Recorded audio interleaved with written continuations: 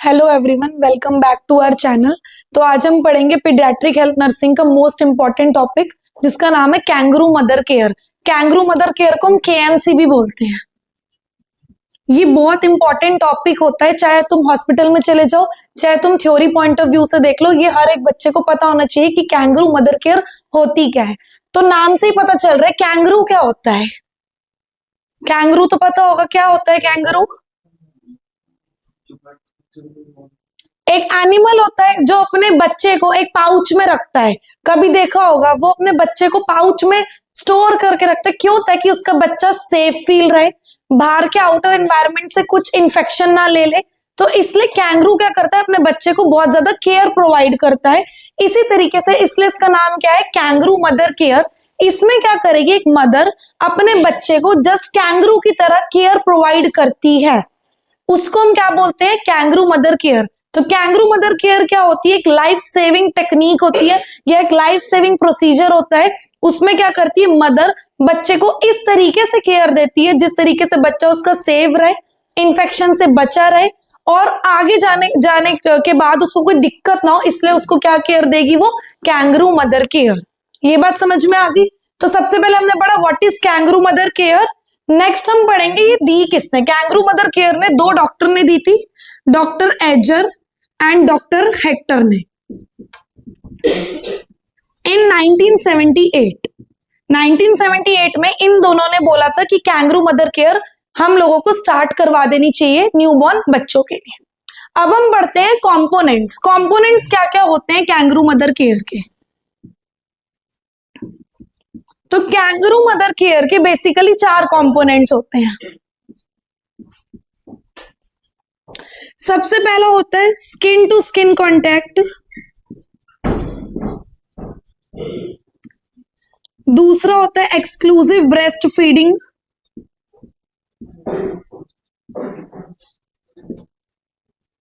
तीसरा होता है डिस्चार्ज, और चौथा होता है फॉलो अप। ये 4 मोस्ट इंपॉर्टेंट कंपोनेंट्स होते हैं कैंगरू मदर केयर के। अब ये क्वेश्चन आ सकता है कि कैंगरू मदर केयर हम किस किस को देते हैं। हर किसी को नहीं देते, स्पेशली हम किस पे फोकस करते हैं, 2 बच्चों पे जो होते हैं लो बर्थ वेट बेबीज, जिनको हम एलबीडब्ल्यू बोलते हैं,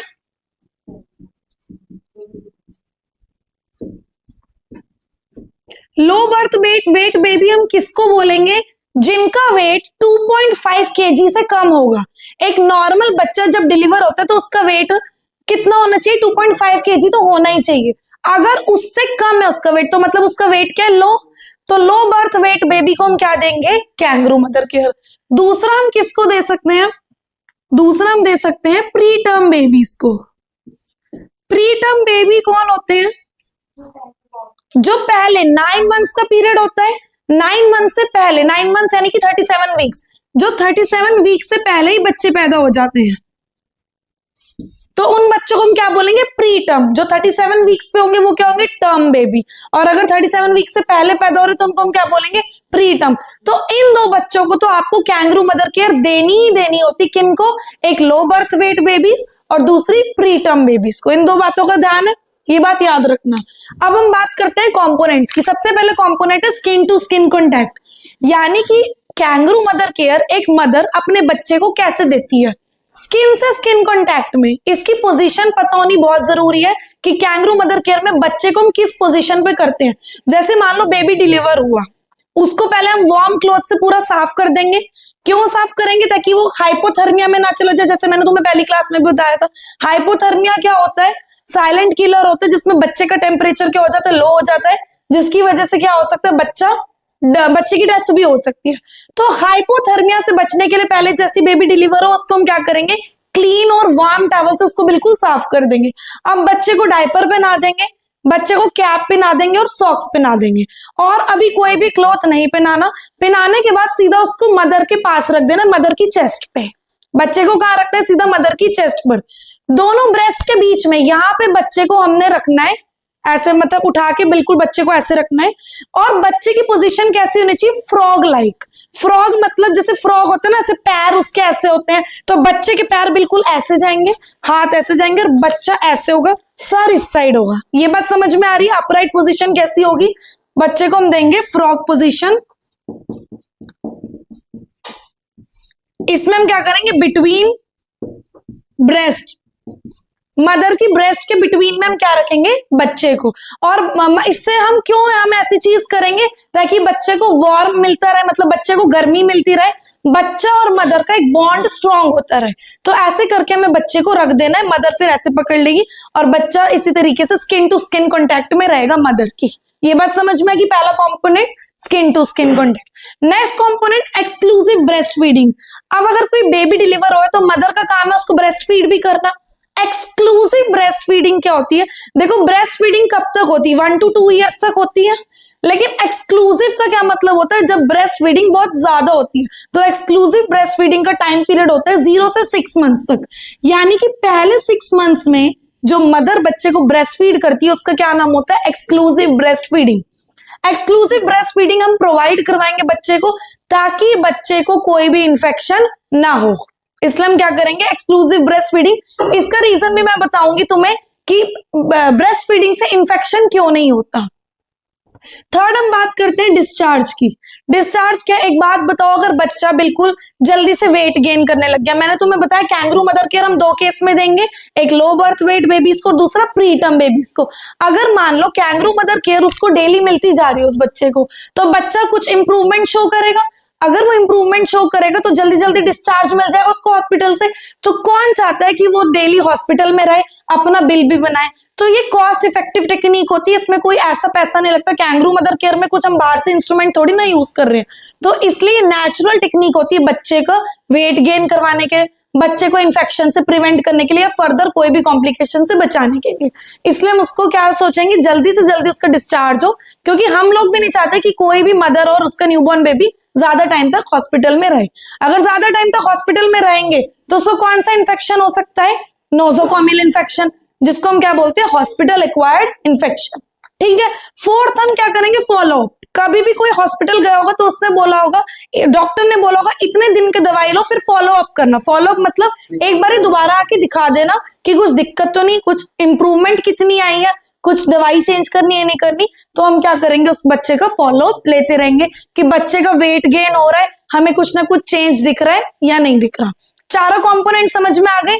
कुछ डाउट तो नहीं? पहले मैंने तुम्हें बता दिया केएमसी क्या होता है। एक ऐसी केयर होती है जो हम न्यूबॉर्न बेबी को प्रोवाइड करवाते हैं।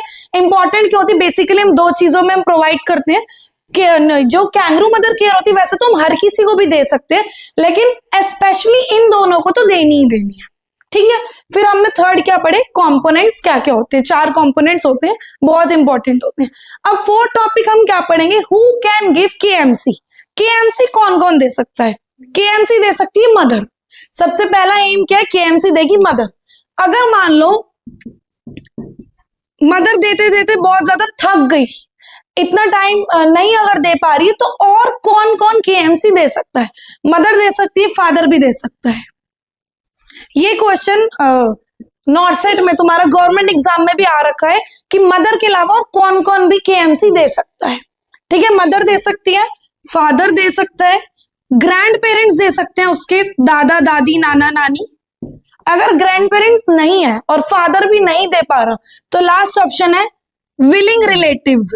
विलिंग रिलेटिव्स मतलब कोई रिलेटिव जो एग्री है कि हाँ मैं मान जाता हूं, मैं दे दूंगा कैंगरू मदर केयर, मैं दे दूंगी कैंगरू मदर केयर। विलिंग मतलब जो अपने मन से देना चाह रहे हैं, ये नहीं कि कोई किसी को मैं फोर्स करूंगी कि इस बच्चे को कैंगरू मदर केयर दे दो, नहीं। विलिंग मतलब जो अपने आप से दे सकते हैं चीजों को। ये बात समझ में आ गई? ये 4 लोग कैंगरू मदर केयर दे सकते हैं। नेक्स्ट क्या है? Time duration. Kangaroo mother care कितनी देर तक देनी होती है? तो कैंगरू मदर केयर की मैक्सिमम टाइम ड्यूरेशन होती है 24 आवर्स।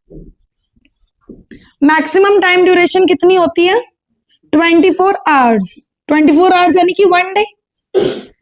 मिनिमम कम से कम 6 to 8 आवर्स तो देनी ही देनी है। 6 घंटे से कम की कोई कैंगरू मदर केयर नहीं होगी। 6 to 8 आवर्स देनी है, मैक्सिमम 24 आवर्स तक तुम कैंगरू मदर केयर प्रोवाइड करवा सकते हो। ठीक है, ये आपको पता होनी चाहिए। अब ये भी नहीं कि 24 आवर्स है तो 24 आवर्स बिल्कुल ही उसको ऐसे मदर के ऐसे रखोगे, डायपर भी चेंज करना है बच्चे का। ठीक है, अगर बच्चे को कुछ और दिक्कत हो रही तो ऐसे थोड़ा ना कि बार बार ऐसे रखोगे, बीच में थोड़ा बहुत इंटरवल ले सकते हैं डायपर वगैरह चेंज करने के लिए, सॉक्स वगैरह, कैप वगैरह कुछ भी उसको पहनाया उसको चेंज करने के लिए। नेक्स्ट हम पढ़ते हैं बेनिफिट्स क्या क्या होते हैं कैंगरू मदर केयर के। मैंने जैसे तुम्हें बताया था एक्सक्लूसिव ब्रेस्ट फीडिंग इन्फेक्शन से बचा सकती है, तो ये मैं तुम्हें बताती हूँ कि बेनिफिट्स कैसे कैसे होते हैं।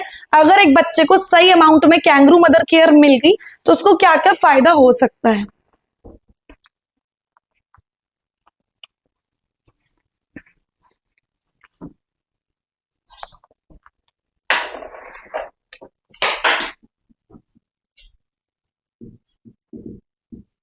सबसे पहला बेनिफिट, बच्चे का वेट गेन हो जाएगा, क्योंकि हमारा एम क्या है, बच्चे का वेट गेन करना है, लो बर्थ वेट बेबीज को दे रहे हैं। दूसरा, बच्चा प्रॉपरली स्टेबल रहेगा। तीसरा, फ्री फ्रॉम इन्फेक्शन, वो इन्फेक्शन से बचा रहेगा।